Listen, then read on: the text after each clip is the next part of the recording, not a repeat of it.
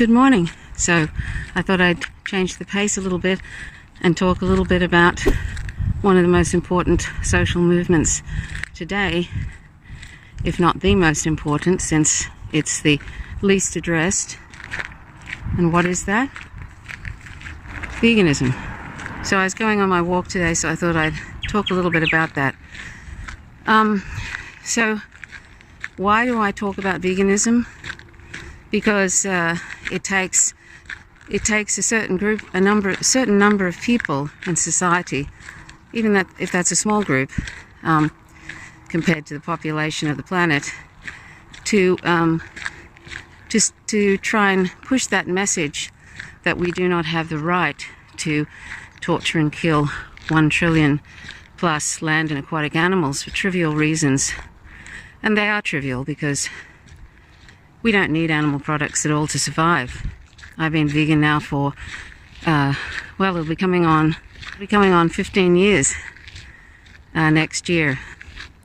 And I've never really had any issues once I realized that dairy, eggs, flesh and leather and all those different products are products of violence, fish and all of that, terrible violence, and that there is no quote-unquote humane way to use animals. And of course, once you realize they're sentient, there is no acceptable, justifiable reason to use them. There's no humane way to use animals, and even if there were, it would still be wrong. That's the bottom line, really. So any excuse, and I've heard them all. I think I've heard them all in 15 years of doing vegan education. You hear all kinds of excuses from, I can only eat meat, I'm allergic to plants, I have a rare disease, I have to eat meat, or I have to eat dairy. Plants have feelings. I could go into that whole plants have feelings thing, but that's for another video. And then, you get all the people who are making excuses for why they're not vegan, yet they care about the planet, the climate crisis, as if being vegan is something we can do when everything is all over with, when the fossil fuel industry stops, and when these green groups manage to, including Extinction Rebellion, who also ignores veganism, when these green groups manage to force politicians to do the right thing. Here's a news flash for anybody who is wringing their hands about the climate crisis. Politicians have known for quite a few decades about the science, and the fossil fuel industry has known since about the 50s and 60s that this was going to happen, and they hid that information. A friend of mine who was an environmental activist and worked with politicians in Australia. They knew way back in the 80s, but they chose not to do anything. So they knew about the science, and they chose not to do anything. And they don't need a 16-year-old girl, Greta Thunberg, telling them what they need to do. They know what they need to do. So if that's the case, now I'm getting on to the environmental side of this. I'm going to talk about the ethics of being vegan, which is what veganism is. It's an ethical position. But I just want to sidetrack for a moment and say to those who are waiting for politicians to do something, that's going to be a long wait, because they knew what to do a long time ago, and they're no different. Politicians tend to follow public opinion, But even now, they're not even doing that. They are bowing down to corporations and to the to rich people, to oligarchs. So if you want to do something for the environment that's significant, and I'm going to show you those two memes again that I regularly show.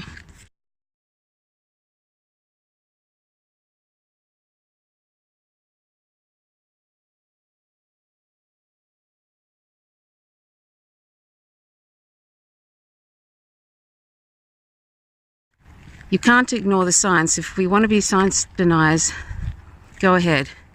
But that's what you are if you are not vegan after reading that. You can be science deniers and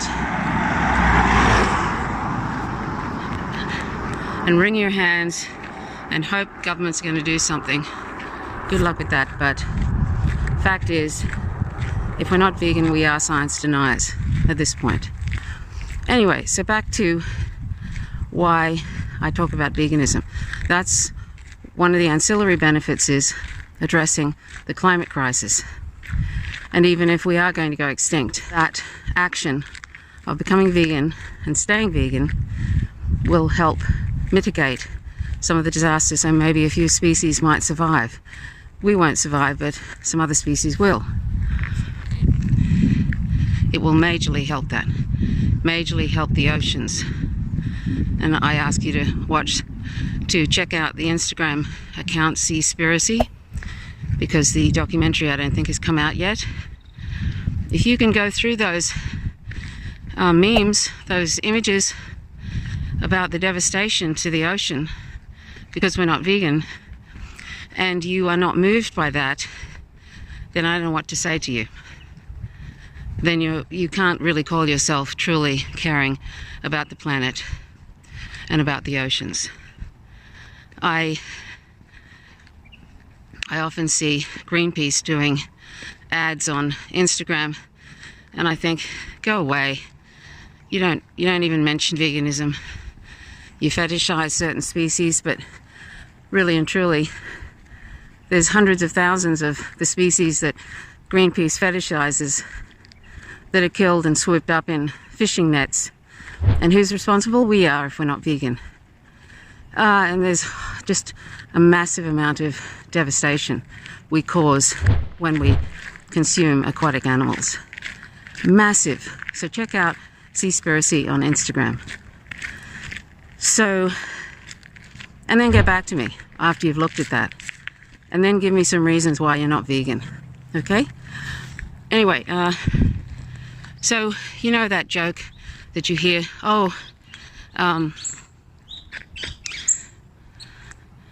that joke that you hear about vegans. It's like, how do you know someone is vegan? Oh, don't worry, they'll tell you. Well, how does anything actually take hold on the planet that's a social movement? By sitting and holding your tongue and hoping, thoughts and prayers, that something's going to happen? I mean, really? Is that what some people think? What that really says is, when people make that joke, is they have a cognitive dissonance and they don't want this to take hold. Their habits, pleasure and convenience matter more to them than the 1 trillion plus sentient beings that are tortured and killed, the climate crisis, the major driver being animal agriculture, which you rarely hear, rarely.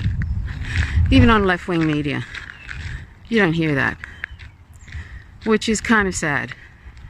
That's the least I can say about that.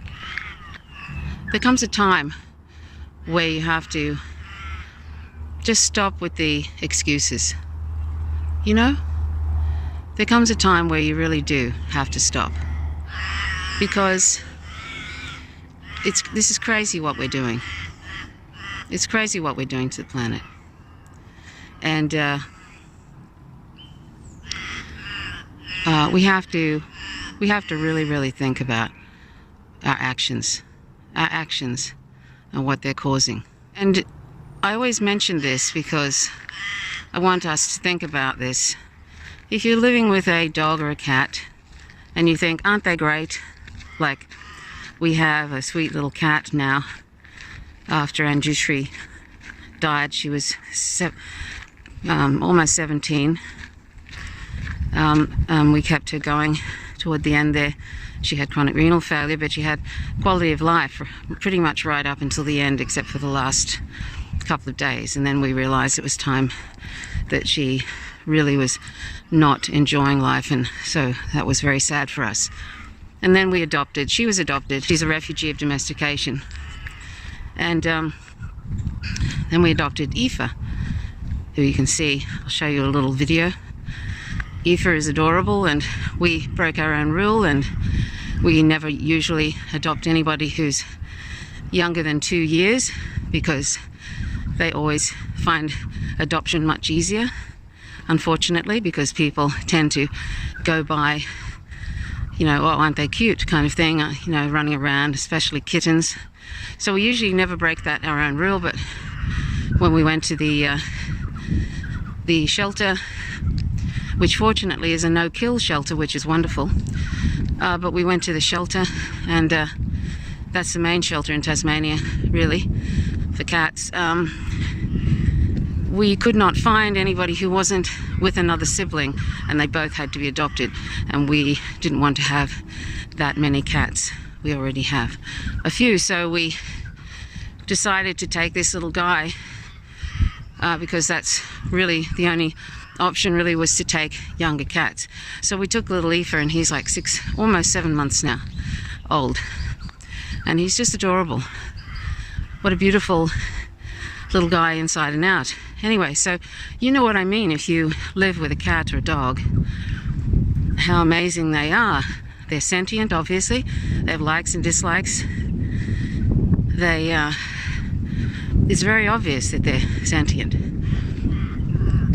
Well, there's no difference in the sentience between the wonderful little guys whom we live with, who are refugees of domestication, and the animals whom are on our plates, on our backs, the ones that we use. There's no difference with any of those animals and the ones whom we live with. So why do we keep on pretending and telling ourselves there are? Because it's convenient. Because we don't want to think about it. But isn't that sad? That's sad that we're pretending and trying to not notice that these animals are as sentient as the ones that whom we live with. And they are, because there's no levels of sentience. And if we got to know any of those animals that are on our plates, etc., we would realize very, very quickly that they are all the same in there's the only difference is species. They all have likes and dislikes, and they are sentient. It's very, very obvious when you pay attention, and you don't need to pay much attention. So anyway, that's really what I wanted to say today, is that isn't it time that we stopped pretending that other animals, that there are animals that we use and eat and wear, and there's animals that we fetishize, like dolphins, whales, and cats and dogs, and, you know, tigers and lions, and that somehow they're all different. There's ones that we use, and then there's others that are just, we think are great, and we make cartoons about them, like the Lion King and all of that, and somehow we think we've separated them into these two groups. But there is no difference. So let's think about that, and then think about going vegan, and think about also the world hunger we contribute to when we're not vegan, the tremendous devastation of the animal agriculture industry, including what's going on in the oceans. Amazon rainforest is being cleared at an acre a second or something, or an acre a minute. It's devastating, and we have to stop. If we truly care about the planet, we're going to have to start behaving like fellow earthlings of these other animals who comprise 99.99% of the planet's population. Anyway, that's what I wanted to say. So thanks so much for watching. Please share this with others, because the more vegans there are on the planet, there's millions and millions now, but we need a lot more. A lot more. And we need it in a hurry, for animals' sake and for the planet's sake. But most importantly, other animals, because they're all sentient. They love life just like we do and do not want to die. So thanks very much for watching. Please subscribe if you haven't already. Click the notifications bell, otherwise you don't receive updates. Please hit the like button and leave comments if you wish. Thank you so much for watching. My name is Trish Roberts. You're watching Faint Signals from Vega. Till next time, bye for now.